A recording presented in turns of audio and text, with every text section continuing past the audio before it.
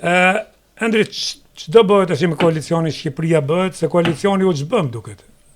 Po, koalicioni u prish, Kushëria e Adriatikut është bërë deputete. Po, zonjë shumë e mirë, po duhet filloj nga betarja, okay.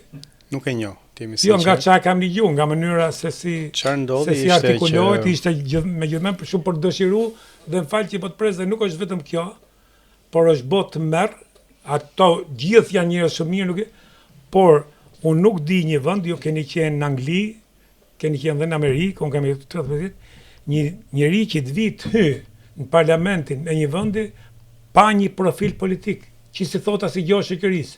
Si njerëz, familje, në shoqëri ato mund të jenë nobël. Por nuk ke ku të referohesh. Fatkeqësisht ashtu është. Çfarë ndodhi është që pati, më duhet se kemi diskutuar edhe këtu herën e fundit, pati një situatë tensionuar mas zgjedhjeve. Pra para zgjedhjeve kishim ndërtuar një koalicion mbas disa angazhimeve, disa premtimeve, të cilat më mbrapa mbas zgjedhjeve nuk u mbajtën dhe pastaj aty filloi një gjë çoi ke tjetra dhe Adriatiku vuri në lëvizje komisionin e ankesave në KQZ, KAS-in, pastaj u drejtu dhe gjykatës dhe fund fare rezultati ishte ky. Por gjithsesi ne do vazhdojmë në kuptimin kur thua ne. Ne nisma thurje të rinj që ka qenë të angazhuar të nisma, unë jam antar i Këshillit Bashkiak, ne kemi këshilltar bashkiak në disa qytete. Do vazhdojmë me detyrat që kemi marrë përsipër si këshilltar bashkiak, si aktivist, sepse jeta jonë politike nuk ka nisë këtu dhe padyshim nuk mbaron këtu. Padyshim. Megjithatë, kjo që ndodhi me koalicionin tuaj që shifet si të ri, si njerëz me perspektivë, si njerëz që nesër mund ishit në drejtim të vendit, a mendoni se ka krijuar një shije të keqe ke njerëzit dhe u zgënjyen me ju me këtë që ndodhi, do se ishte një, që të jemi sinqert, ishte një skandal shumë i pisët. Do më falësh se padyshim që ka kriju zhgënjim, po nëse ta kthej në pyetje, çka ka ndodhur?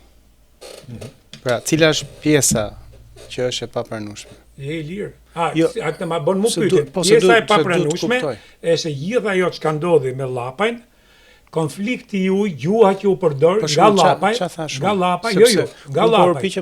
Ju e rujtët etikën dhe ju bravo ju qoftë e rujtët ftohtësinë, gjaktësinë dhe u treguat shumë qytetar dhe shumë profesional ashtu se duhet jetë politika.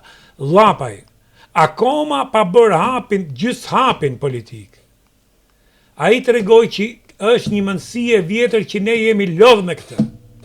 Ai shpërtheu me një gjuhë tepër banale, shpërtheu me kërcënime, me një delirantizëm të pashoq, sa që unë këtë njeri e shoh më të rrezikshëm se Berisha po të ketë pushtet.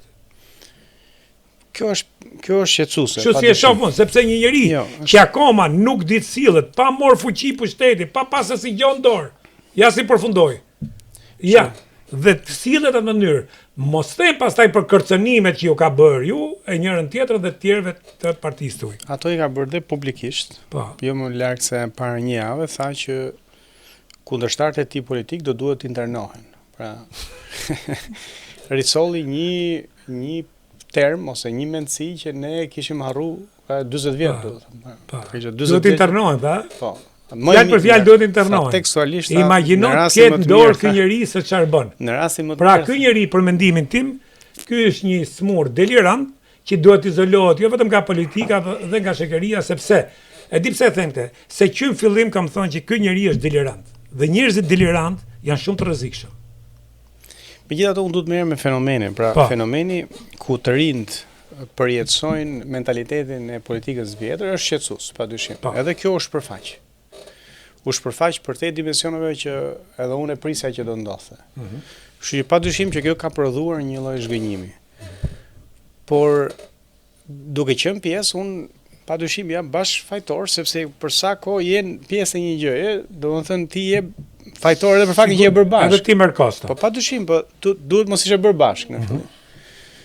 Kështu për këtë kam kërkuar ndjesë publike që njerëzve atyre që na votuan që në korrik dhe jam përpjekur të mos shprehem sepse nuk dua ta vazhdoj të më tepër telenovela. Ta tërheqësh zvarkën. Por është ushqyer vazhdimisht nga Adriatiku dhe unë se pengoj dot këtë pjesë. Jo, ai mund bëj çfarë do, ti. Jo, në kuptimin që ai vazhdon vazhdimisht kërcënon